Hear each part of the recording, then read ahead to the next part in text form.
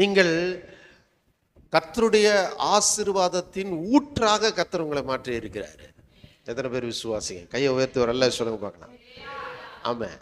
அப்படின்னா இயேசு கிறிஸ்துனுடைய அந்த ரத்தம் உங்களுக்குள்ளே இருந்த சாபம், பாவம், வியாதி, மரணம், அழிகிற தன்மையெல்லாம் நீக்கிட்டு உங்களுக்குள்ளே அழியாமை, சாகாமை, உயிர்ப்பிக்கிற தன்மை, சாபங்களை ஆசீர்வாதமாய் மாற்றுகிற தன்மை உங்களுக்குள்ளே அந்த இயேசுவின் ரத்தம் பெருக செய்து கொண்டிருக்கிறபடினாலே நீங்கள் கர்த்தரால் ஆசீர்வதிக்கப்பட்டிருக்கிறீர்கள்.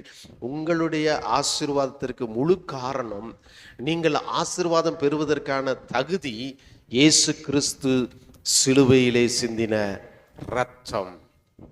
அவருடைய அந்த வெளியேறப்பெற்ற இரத்தம் இன்றைக்கு உங்களை ஆசீர்வாதம் உள்ளவர்களாக, ஆசீர்வதிக்கப்பட்டவர்களாக, பிறருக்கு ஆசீர்வாதமாய் இருப்பவர்களாக தேவன் உங்களை மாற்றி இருக்கிறார்.